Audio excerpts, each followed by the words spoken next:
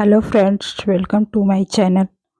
आज मैं आलू भरा हुआ कचौड़ी बनाने जा रही हूँ, जिसके लिए मैंने 500 ग्राम मैदा लिया है और उसमें मैं 3 टेबल स्पून रिफाइन ऑयल डाल रही हूँ। आप चाहे तो इसमें घी भी डाल सकते हैं।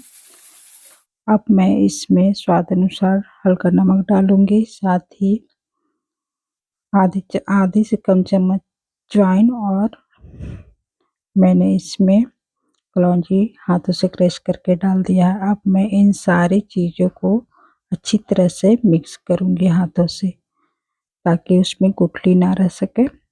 मिक्स करने के बाद मैं इसमें थोड़ा थोड़ा पानी डाल के इसे गूंथूंगी, और एक न ज़्यादा सॉफ्ट और न ज़्यादा टाइट, एक मीडियम साइज का मैं डो तैयार करूंगी।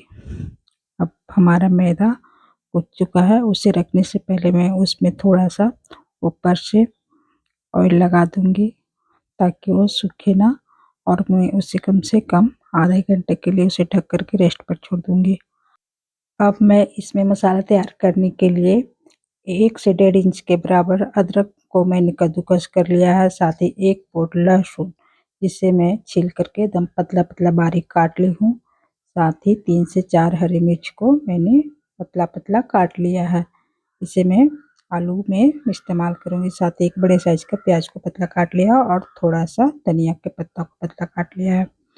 अब मैं मसाले को बताती हूँ, जिसमें मैंने आधी चम्मच काली मिर्च का पाउडर, आधी चम्मच गरम मसाला, आधी चम्मच आमचूर पाउडर, आधी चम्मच हल्दी पाउडर और आधी चम्मच कश्मीरी लाल मिर्च लिया है मैंने।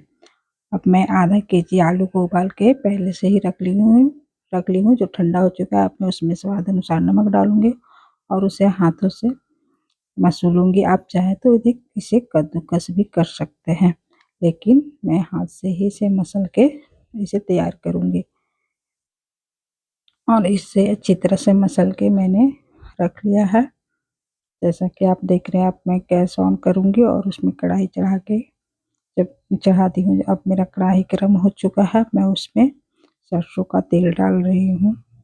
आप चाहे तो रिफाइन भी डाल सकते हैं। मैं इसमें सबसे पहले, जब तेल गर्म हो जाए तो इसमें सबसे पहले लहसुन डालूंगी, अदरक और मिर्च को डालूंगी। जब लहसुन लाल हो जाए तभी उसमें आप प्याज डालें, और दोनों को बराबर चलाते रहें। सब सारी सारी चीज़ों को बराबर चलाते रहें, और जब प्याज हल्का आपका ब्राउन दिखने लगे तो आप उसमें सारे मसालों को डाल के भूंजे, और उसे बराबर चलाते रहें। याद रहे, इसमें पानी का एक बूंद भी ना डालें, उसे तेल में ही अच्छी तरह से पकने दें। इसे कम से कम 5 से 7 मिनट तक अच्छी तरह से चलाते हुए भूंजे, और जब वो भूंजा जाए तो आप उसमें मसला हुआ आलू को डाल दें। याद रखें कि नमक को मैंने पहले ही डाल दिया है। इसमें अब नमक न डालें, और इसे कम से कम 5 मिनट तक भूंजे, अच्छी तरह से चलाते हुए इसे भूंजे और मिलाएं। और सबसे लास्ट में इसमें कटा हुआ धनिया पत्ता डाल दें, और उसे भी 2 से 3 मिनट तक चलाएं। और जब अच्छी तरह सारी चीज़ मिक्स हो जाए, तब इसे आप गैस ऑफ कर दें और इसे ठंडा होने के लिए रख दें। अब मैंने फिर से अपने मैदा को ले लिया और उसे 2 मिनट तक इसे फिर से मसलूंगी हाथों से। और मैं अब इसका एक छोटा सा लोई लूंगी और पूड़ी के आकार में बेल लूंगी। आपका अगर आलू का मसाला ठंडा है तो ही ले, नहीं तो उसे ठंडा होने दें।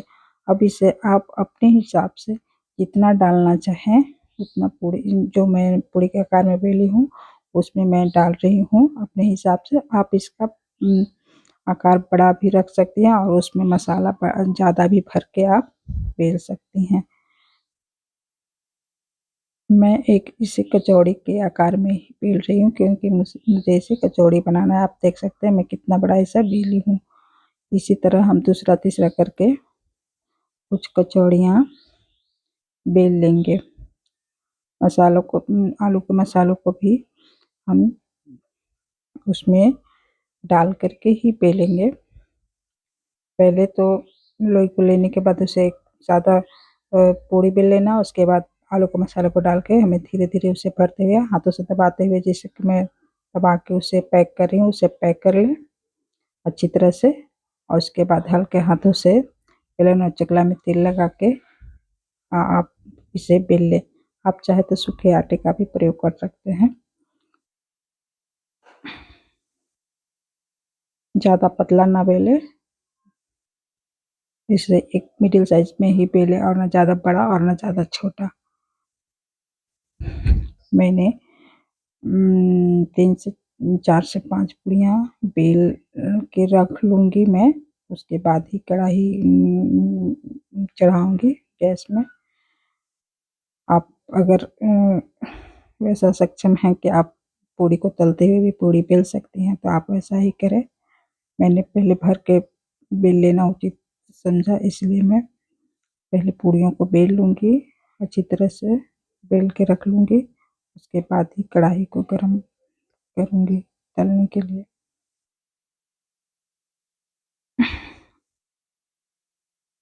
अब मैं गैस ऑन करूँगी और उसमें कढ़ाई चढ़ा दूँगी।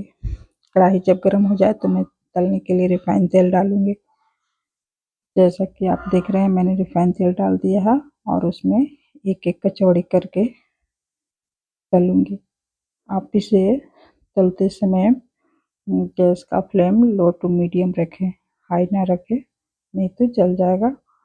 मीडियम रहेगा तो आपका कचौड़ी धीरे-धीरे अच्छा पकेगा और दिखने में भी और खाने दोनों में भी ठीक रहेगा।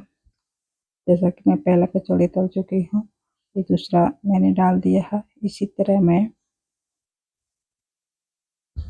सारी कचौड़ियों को धीरे-धीरे करके तलूँगी।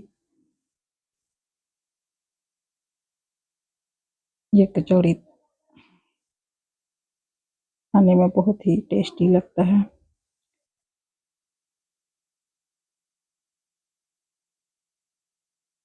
इसे जब डालें तो झंझरी की सहायता से दबाते हुए इसे फुलाएँ और फुला के पलट दें और उसे धीरे-धीरे पकने दें अच्छी तरह से। दोनों तरफ से उलट-पलट के देख लें, पक जाए वो अच्छी तरह से फ्राई हो जाए, लाल हो जाए, जैसा कि मेरा आप देख रहे हैं।